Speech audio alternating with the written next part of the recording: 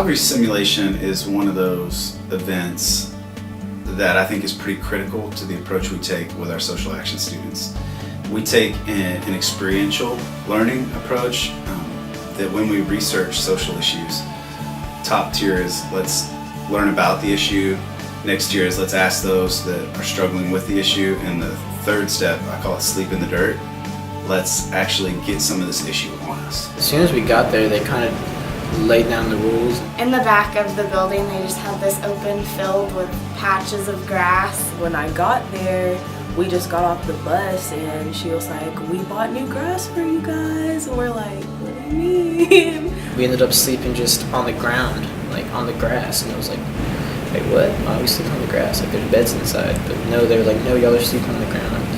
There's a lot of specifics of the weekend we don't really share with students because we want them to kind of have the shock of what poverty and homelessness would feel like, because no one really prepares for poverty. They really did like strip you down fast. They like put you in a situation and it was just like you hit the ground running. I packed like I was going camping. Like I was so prepared. I had flashlights, I had multiple blankets, multiple jackets, like, everything I needed to be clean. And they told us we could only keep 4 things. Everything counted as an item. Like a hair tie counted as an item. If you wanted to keep your own shoes, like both shoes, that's 2 items. It was sort of rough. I gotta be like, okay, it's for a weekend, I'm gonna get it back. And sort of like, okay, I like my clothes. Our clothes we had to give up too, and we went to the thrift store and got to keep 1 pair of pants, 1 shirt, not like a coat or anything, and then a pair of shoes. And you were lucky if you could find stuff that fit. And they have to dig through donated clothes to find the clothes they're going to wear for the next 43 hours. And they live in those clothes. And so they end up not just feeling homeless, but they actually look homeless. By the end of the weekend, they smell homeless. And we were all looking completely homeless. Keep in mind that we look like trash, like hair, greasy, we smell. And it's much more structured than it feels to the students. They actually have like a scavenger hunt, like on our long Saturday together, where they've got to kind of canvass that end of the city of Waco. And they have to find out certain things like where you can find social service resources. If you were going to try to find a meal and you got no money, where would you go? They told us we had to find our own food, and I was really surprised. Like, what did they mean? You can't use any of your money, you can't use any outside sources. Begging, you couldn't beg for anything. You couldn't tell people what you're part of outside of that building. So we went down to like random people's houses down the street. We just knocked on the door. And then she's asked them, hey, what's one of, if there are any good people left in the world, if you're like willing to give up any like food.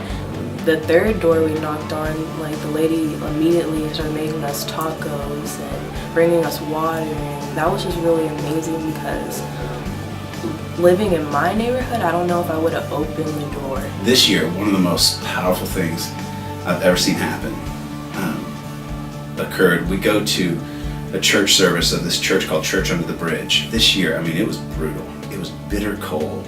It was in the 20s. It was blowing rain most of the weekend as the kids are just frigid and soaked and haven't slept. And they've really gotten a stiff drink of poverty. At first we woke up and we were all wondering because it was pouring down rain and it was probably like 28, 30 degrees and it was freezing cold outside. We were like, so are we still going to church on the bridge? And she just kind of looked at us and laughed. Like it was maybe a good 2-3 miles away. So we ran there, like we just jogged there to stay warm because it was so cold. And I remember by that time my slippers that I got were soaking wet and it was horrible. And we got there to church under the bridge and there were people, homeless people, just handing out gloves, handing out coats. It was really crazy because like there was a whole bunch of homeless people who went to the church and they were just so happy to be there. It's people who didn't have anything were giving us what they had, and it was just so empowering to see that these people who don't have anything are willing to be so generous to us. Coming straight off the experience, like on the bus ride home, when you reflect on the weekend and you kind of like try to take away what you learned from it. You realize not only that you're fortunate enough to return to where you live, how comfortable you live, but you notice and you appreciate the simpler and smaller things in life. Realize now that I have way more than other people do, and I realize that I need to volunteer my time and give back to people like I've been given. I tell a lot of people about the whole experience because I want them to know, like, the homeless people on the street, usually they're not there. They're obviously not there by choice, but it's harder for them to get out of that than a lot of people think, which is something we talked about at Mission Waco. And a lot of people don't realize that. And just a small act of kindness, like giving them a pair of socks, will really make their day. So going on this trip just made me realize that like the little things can mean so much. I never knew how important a blanket was or a toothbrush was until I went on this trip. So just know that there are other people that need it and we can give.